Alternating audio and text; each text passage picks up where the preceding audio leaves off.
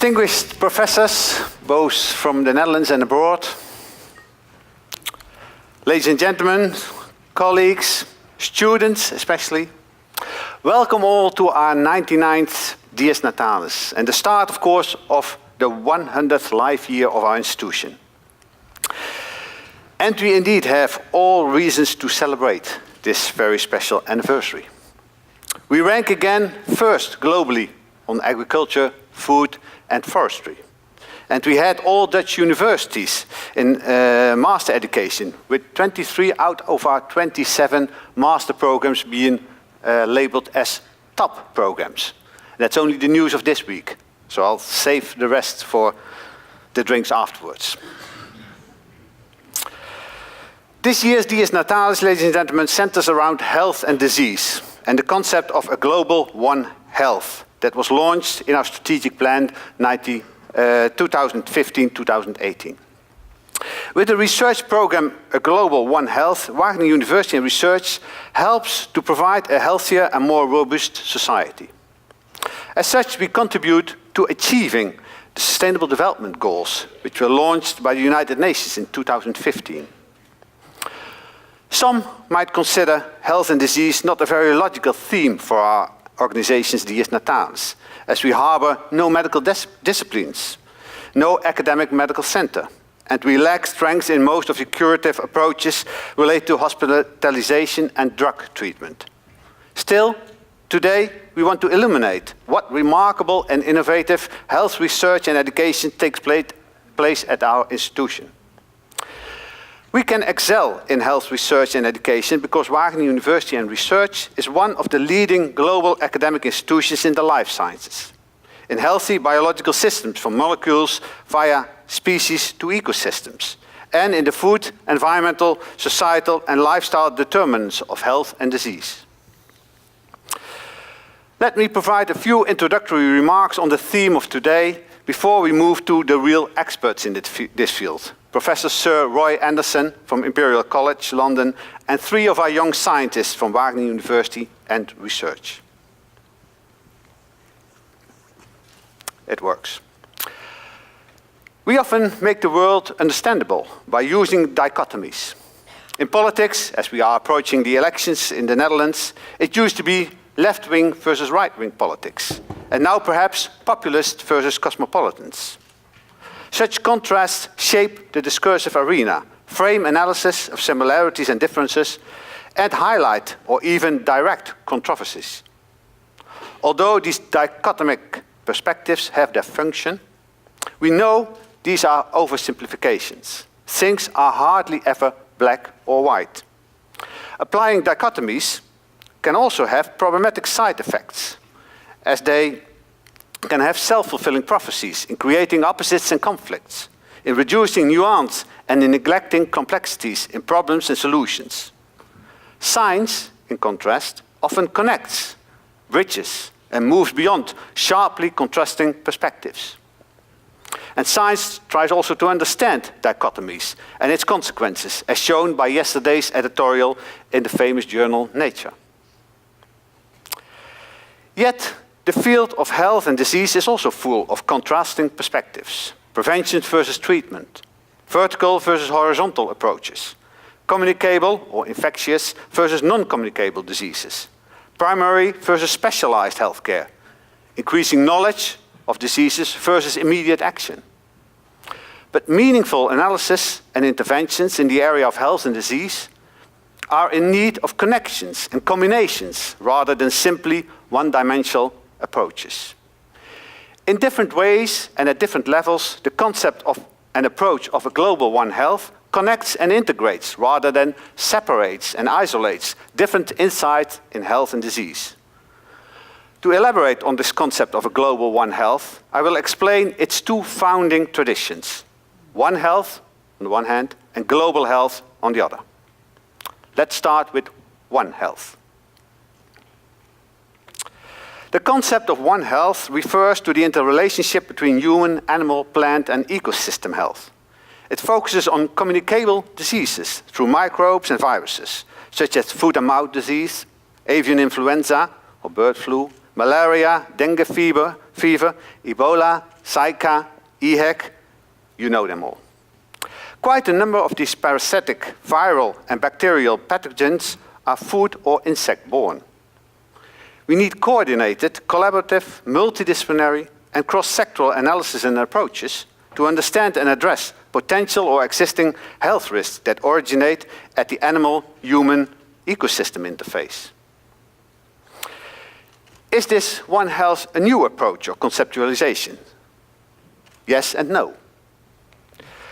No, because studies on this interrelationship between human, animal, plant and ecosystem health are quite old.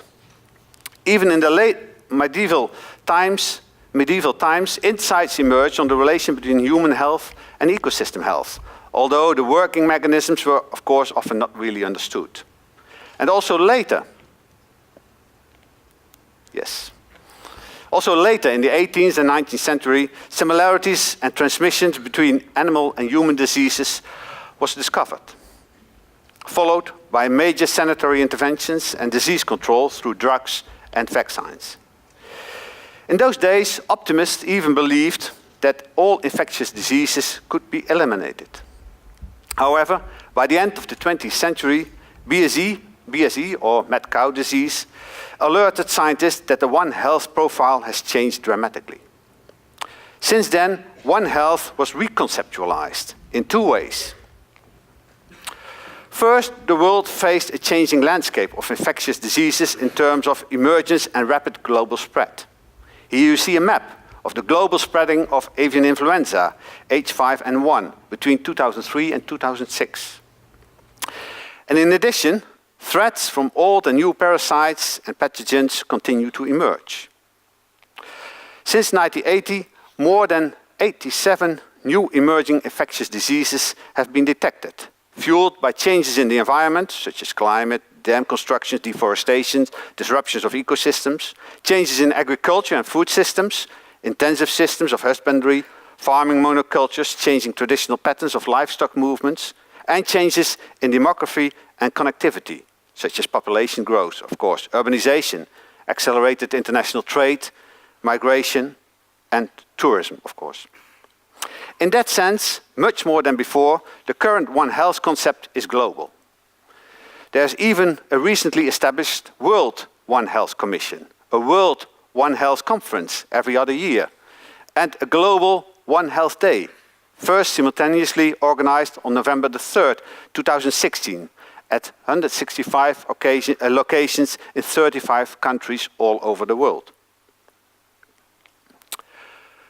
The second change in the One Health profile is found in the growing... Doesn't work very smoothly.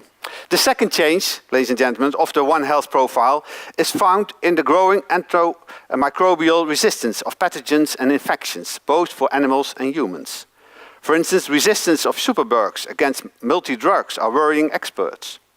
And these worries set the scene for new research lines and new approaches to antimicrobial resistance and to fighting communicable diseases, such as more prudent use of antimicrobial agents to preventing spreading of resistant microbes, new non-chemical approaches to reduce vector species and disease spread, and applying gene editing techniques, for instance CRISPR-Cas, to suppress genes playing a role in infectious diseases, either in pathogens or in the host and vector species.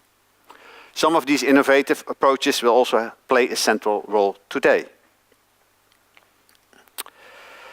The recently established National Center for One Health in the Netherlands brings together researchers from Wageningen University, together with those of Utrecht University and Leiden, as well as the academic medical centers of Utrecht, Rotterdam, Leiden and Amsterdam, in a One Health research agenda.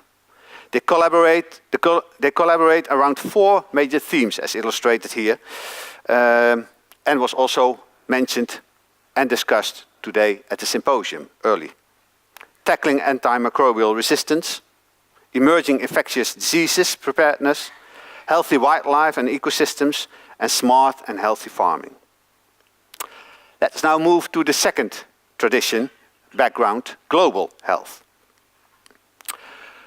This second founding tradition of a global One Health is indeed global health. Global health is a rather recent concept, which emerged some 50 years ago, relatively recent though, but has really taken off at the turn of the millennium.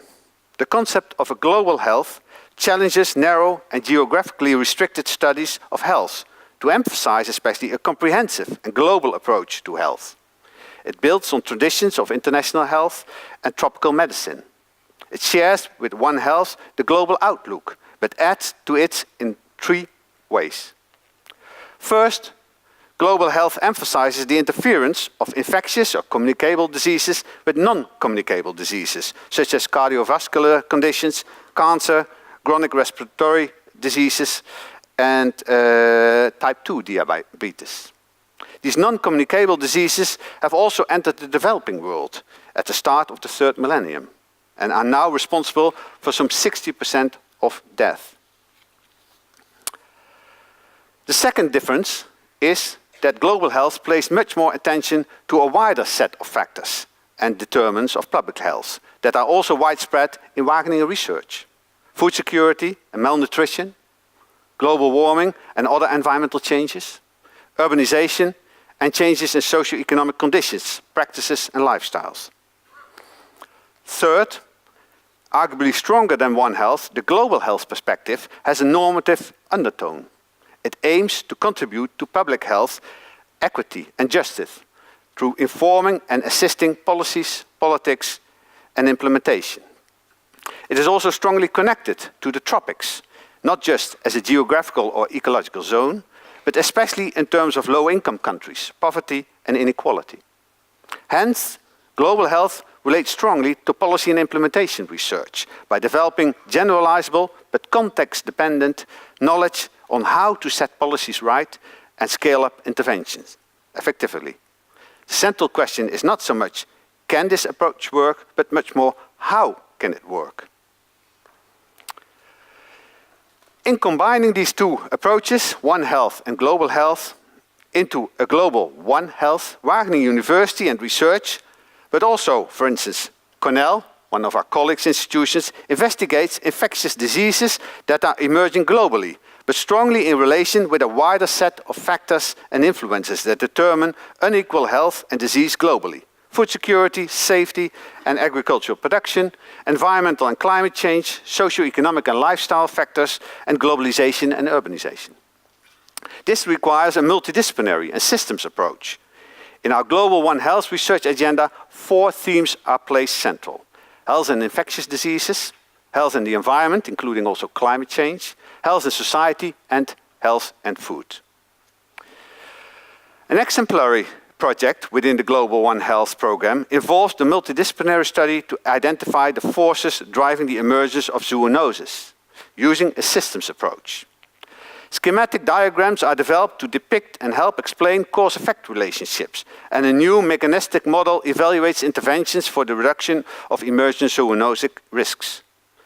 As such, potential interventions and policy measures on zoonosis can be scrutinized for their effectiveness. With such a global One Health approach and research agenda, we move beyond the contrasting perspectives that often prevail in the health field. It is essential also to build on the strengths of different perspectives in designing balanced, integrative, innovative and evidence-based analysis and interventions on mitigation, control and prevention of diseases. And later, we will also see examples of such innovative approaches at Wageningen University and Research.